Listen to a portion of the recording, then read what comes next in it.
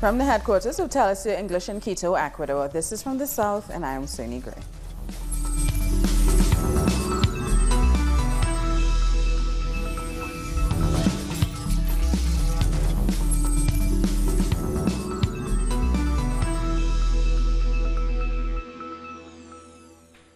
We begin in Colombia, where a student has been arrested during a nationwide strike against the tax reform and high unemployment.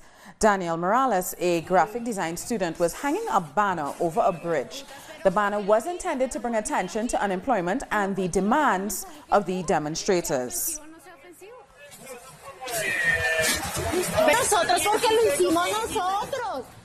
Ivan Duque's administration is bracing for nationwide strikes. Workers, pensioners, campesinos, and indigenous people and university students will stage joint protest action in each of the regional capitals. Que inició el pasado afectadas, aún así asegura los recursos para la educación superior. Our correspondent Tatiana Patella in Bogotá tells us more. We're here in downtown Bogotá, where teachers, pensioners, workers, union representatives, and members of the LGBTI community are all preparing to head out to Bolivar Square for a massive demonstration. Students taking part in a national strike from all around the country will also join in on the action. They're demanding answers from the government about its failure to adequately fund public universities. Protesters are also standing in solidarity against Colombia's financial law. Unions fear these regulations will have an adverse effect on the country's poor. Over the last 2 weeks, hundreds of university students have walked from all parts of the country to take part in this national strike. Also in Colombia, a debate over the Attorney General ended near midnight Tuesday, with the official refusing to step down. According to the opposition, recently published audio recordings of the late businessman Jorge Pizano and the prosecutor Nestor Humberto Martinez are proof of a conflict of interest. They say he must resign. The prosecutor defended himself by presenting other audio recordings. He also went after the senator, Gustavo Petro, and accused him of being part of a controversy. Uribe-aligned lawmakers published a video showing Senator Petro receiving money and then denied Petro the ability to respond to the debate which will resume actually Wednesday at 2 p.m. We head to Argentina, where hundreds of activists took to the Don Leon Kabowski Stadium in Buenos Aires to protest against the upcoming G20 summit set to begin on November 30th. Demonstrators say they are opposed to the summit leaders from the world's top 20 economies. Holding banners and flags, the attendees denounced the political gathering and said that they'll continue to protest in opposition of the meeting or to the meeting. We came here to tell the IMF, that International Looting Fund, that it doesn't matter how many police or prefecture or gendarme force they send. We know very well who the violent ones are. We know very well who are accountable for the looting, starvation and poverty in Argentina. And our correspondent Sabrina Roth is in Buenos Aires, and she tells us more. The G20 summit has attracted large-scale protests around the world. This Friday and Saturday, world leaders will meet in the city of Buenos Aires. On Tuesday, we witnessed the first massive rally organized by social and political movements. They're strongly criticizing IMF-imposed policies. Meanwhile, the People's Summit will take place in front of Congress. A number of meetings will also take place over the next few days while the summit is in session. These include forums led by the Continental ALBA Movement, the World Lawyers Network for Food Sovereignty, and the Continental Union. And Saudi Arabia's Crown Prince has arrived in Argentina for the G20 summit amid controversy over the murder of the Saudi journalist Jamal Khashoggi. Prince Mohammed bin Salman landed in Buenos Aires after his visit to Tunisia, where he was received by protesters who accused him of arranging Khashoggi's murder. Additionally, some countries are also calling on the Saudi coalition to end the military campaign in Yemen, where the humanitarian crisis has worsened. And staying with news from Argentina, the Supreme Court has rejected an appeal by the indigenous leader Milagros Sala against her detention. Sala has been in prison or under house arrest for most of the last 2 years in connection with several charges. This appeal, however, is related to the so-called eggs case, where she was accused of throwing eggs at the house of Geraldo Morales, the governor of Jujuy province. Salas says she wasn't even there that day, and the cases against her are political persecution. A group of about 100 migrants has been deported from Tijuana and are heading back to Honduras. The migrants have reportedly given up their asylum requests in the United States and are now on their way back to their home country by plane. The Mexican commissioner of the National Migration Institute claims that the migrants are leaving voluntarily. Mexico's government says it will deport 500 migrants who tried to cross onto U.S. soil as U.S. border troops fired tear gas at them over the weekend. The President of the United States is angry right now. If he dies of a heart attack, we will pay for it. That is why I'm leaving. I don't want to be an accomplice to that death. I left a 5-year-old boy in Honduras, and I'll be happy because I'll see him, hug him, and never separate from him. The second migrant caravan has now arrived in Tijuana. 500 migrants actually have arrived at the shelter in the border city to join the 5,000 plus migrants already there in their hope of crossing into the U.S. After a journey of 180 kilometers from Mexicali, these migrants, most of them Honduran, will be sheltered in a local sports center a few meters away from the border wall. We belong to the second caravan. There's a lot of people in this one. We came here because there is no work back home. We need to figure out what to do when it comes to food. It seems it's difficult. There are a lot of people and sometimes there isn't enough food, and sometimes people are left without it. And Mexico's incoming foreign minister has said only a project the size of a post-World War II reconstruction effort could address the flow of migrants heading towards the United States. Marcelo Ebrard is due to meet U.S. Secretary of State Mike Pompeo on Sunday. He says deporting migrants isn't a solution to the crisis. He believes the conditions that are causing them to flee their home countries must be addressed. To regulate migration flows, first, there must be opportunities for migrants. We must promote development in their countries and respect people's rights. That's the objective of what we're promoting. With the United States, I will go with the general idea. But it's the same theory. We're trying to convince them to take part in our idea. And members of the migrant caravan have made a series of demands to the Mexican and U.S. governments. We request of President Donald Trump to accelerate the process of asylum in the United States because everyone has the right to ask for political asylum, as my colleagues said, that a commission is formed by the new government of Mexico that comes to negotiate a presidential solution for those who want to stay here.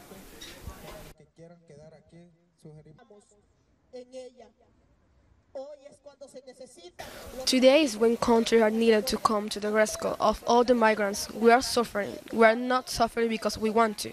We need to bring our families forward. And what happened on Sunday was a peaceful march. Many people have their families back in Honduras, starving, and went out to work to feed them. More than 2,300 migrant children and teenagers are living in the Tornillo Emergency Detention Camp in Texas. The camp was opened last July by the U.S. government. It has capacity for 360 minors and is a temporary shelter. Currently, however, there are more than 2,000 young migrants detained there waiting to be reunited with their families. They range in age from 13 to 17, and most have come from Central America. And also in Mexico, indigenous people displaced from their lands have suspended dialogue with the governor of Chiapas following attacks by the police. The authorities used tear gas to evict close to 400 indigenous people from a main square in the state of Chiapas last Sunday. The march began on November 19th with the goal of talking to the governor about the displacement they face in their territories. The group is now deciding whether to remain in Chiapas or to continue to march towards Mexico City. We'll take a short break now. More news in a minute.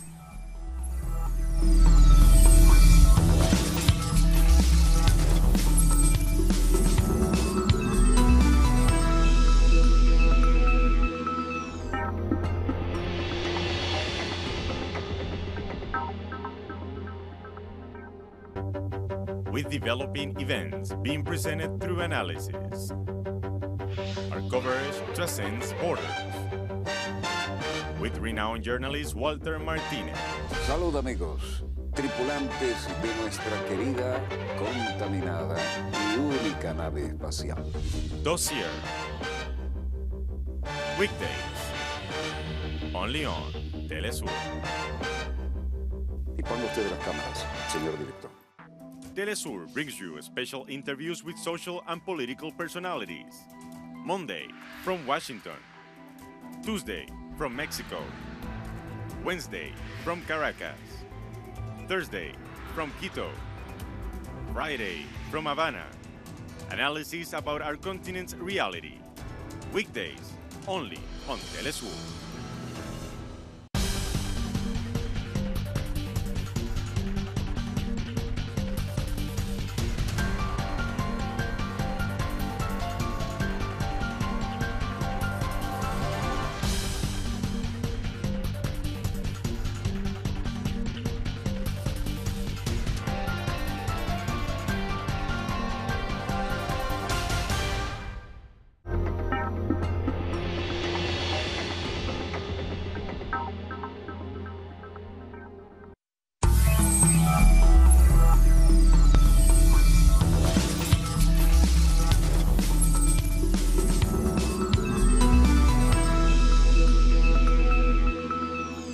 Welcome back. In Ecuador, Vice President Maria Alejandra Vicuña has denied accusations that she had asked for financial contributions during her term as a congresswoman. Vicuña says she's being blackmailed.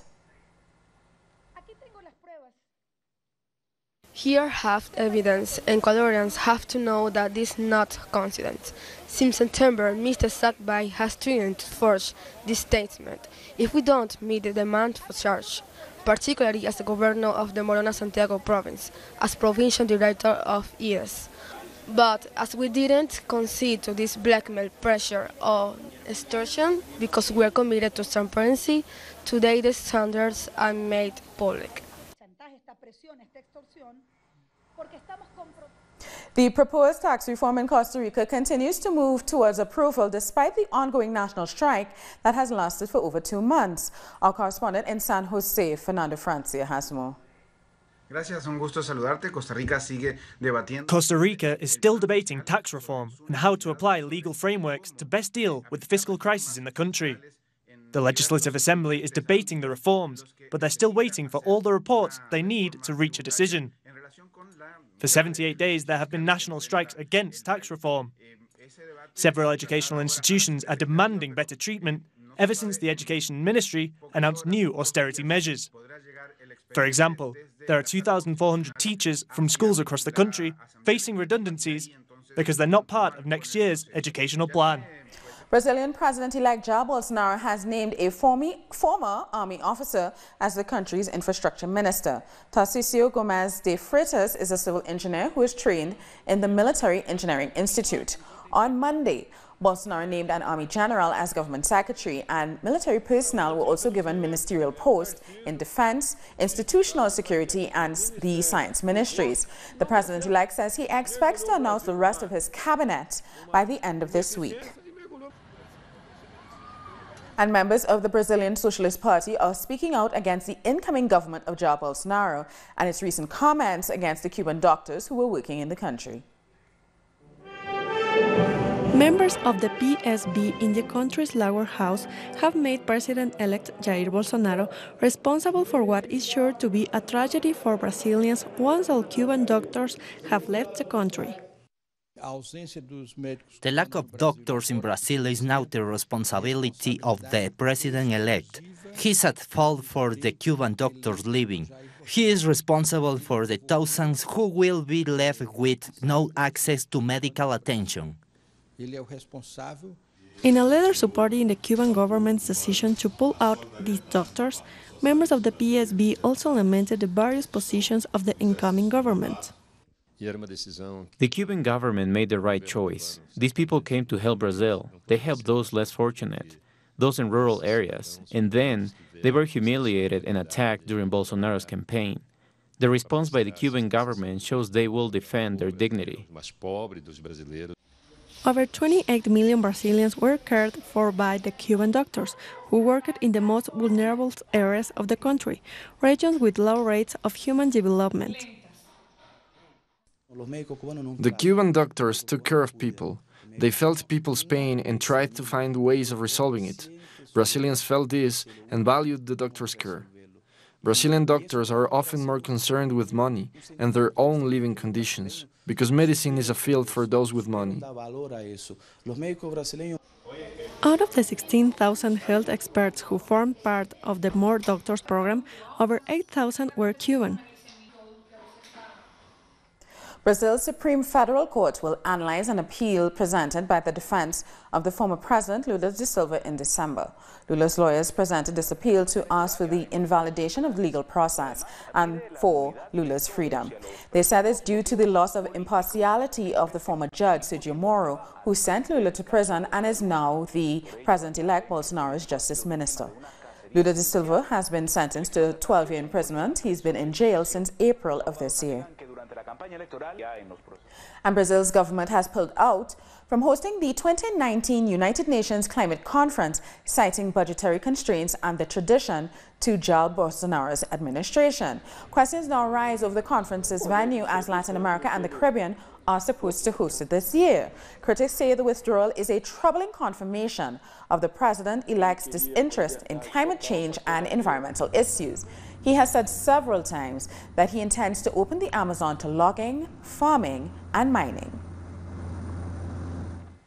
Representatives from various sectors of Bolivia are carrying out a march in support of the candidacy of Evo Morales, who will run for re-election alongside the Vice President Alvaro Garcia Linera ticket in the 2019 presidential election. Bolivia's Central Workers Union and Bolivia's Federation of Miners are among the supporters of this presidential ticket and are marching in La Paz. The last day of candidates' registration is today. In a tweet, Morales saluted and congratulated all candidates who are enrolling in this electoral race. Public workers in Chile will continue to protest because they failed to reach an agreement with the government.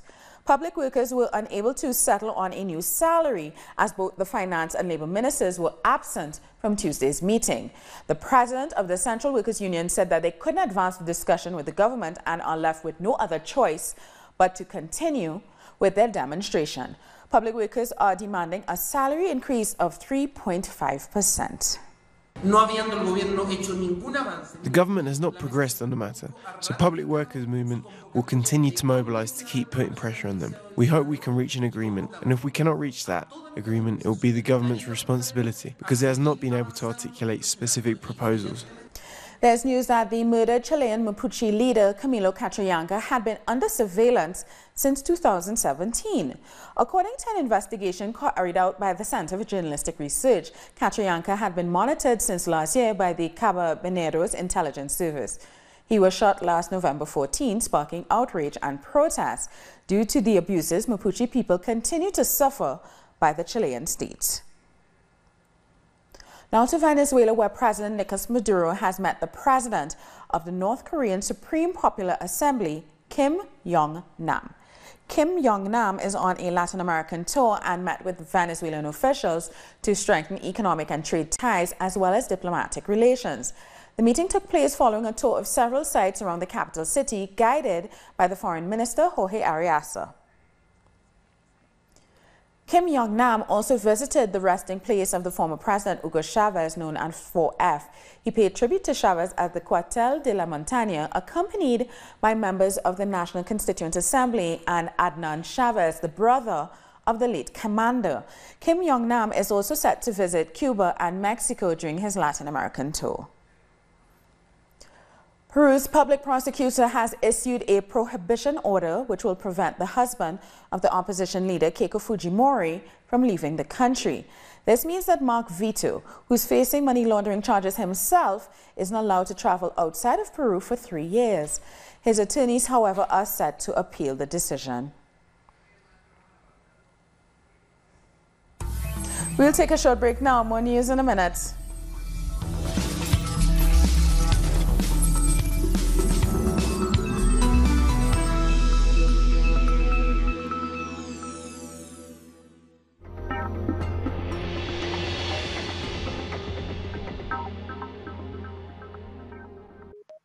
Pakistani journalist Tariq Ali examines the mass media influence promoted by imperialism. Get access to the analysis of the socio-economic and political life of the whole South America on our screen and platform in English. A critical place committed to the truth to determine the major events that transform the world today. Mondays, only on Telesur.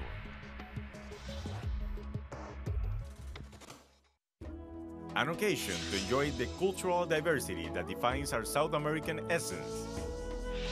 Come along to find out the story behind these personalities, traditions, and artistic expressions that unite us as a whole.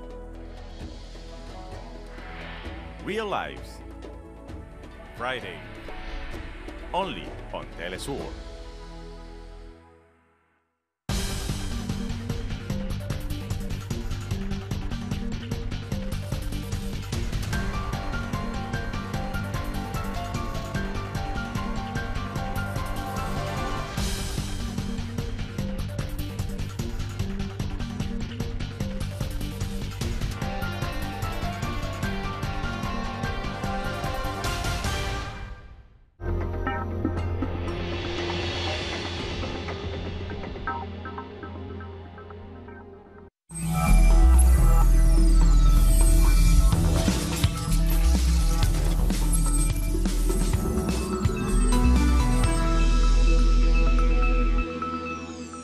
Welcome back. At least 22 people have been killed in an explosion near a chemical factory in northern China.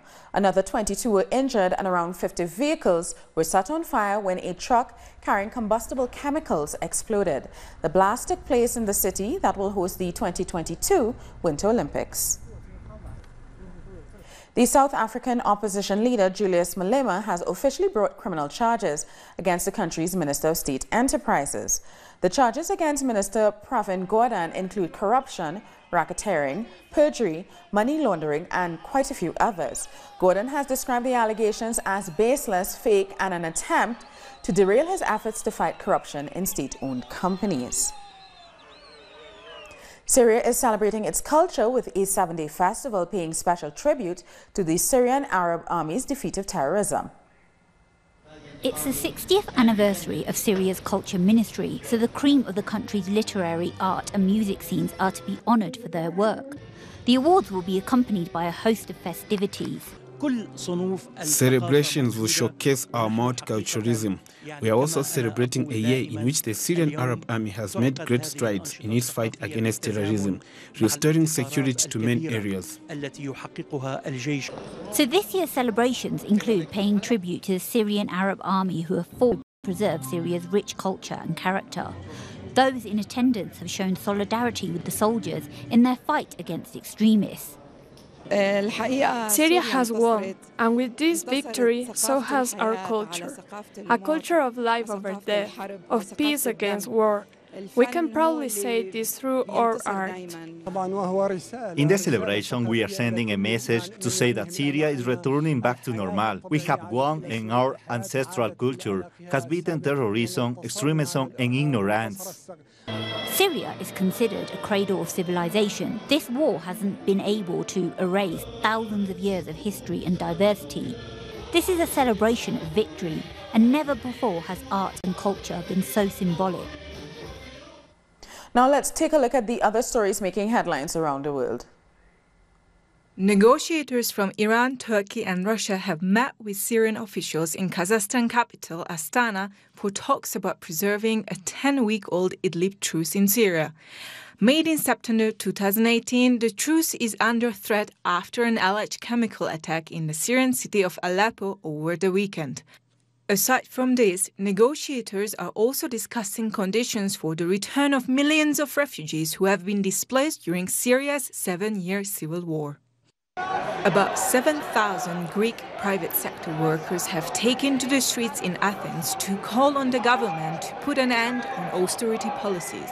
They demanded to restore minimum wage and pension to the rate before Greek financial crisis in 2010. The 24-hour strike has caused traffic jams and disrupted public transportation in the Greek capital. Many train and island ferry services were suspended across the country as well. The private sector is striking today throughout Greece. We're demanding the complete exit from the bailout policies which have plagued Greece's society and economy over the past 10 years. Shifting gears now. Israeli archaeologists have presented to the public a more than 9,000-year-old stone mask in Jerusalem. Authorities claim the mask was unearthed in a village in the West Bank several months ago, but they remain vague about the exact circumstances. The rare artifact was carved from limestone and is said to come from the Neolithic period and was used in ancestral worship rituals. Spanish Prime Minister Pedro Sanchez and his Chinese counterpart Xi Jinping have met in Madrid. The Chinese president is on an official 3-day visit to Spain with the view towards strengthening economic and diplomatic ties. The leaders met in the residence and workplace of the Spanish Prime Minister and then attended Senate together for a welcome ceremony. The Chinese president will also visit Portugal before arriving in Argentina for the G20 meeting. The French government will be meeting with the Yellow Vest protesters following last week's fuel protests. The Minister of Ecological and Solidarity Transition says the government wants to open a space for debate. However, a spokesperson for the group says they also want the Prime Minister to be present at the meeting. Meanwhile, a fresh round of demonstrations is being planned for Saturday. I told them that we wanted to create a place for debate, discussion and expression so that everyone could express themselves, that all points of view could of course be heard. They also expressed a desire to be received by the government as a whole. And Australia's largest city, Sydney, has seen its streets turned into virtual rivers after a month's worth of rain fell in just 2 hours. The authorities have asked that commuters stay home as trees are likely to come down and outages are expected. At least 2 storm-related fatalities have been confirmed.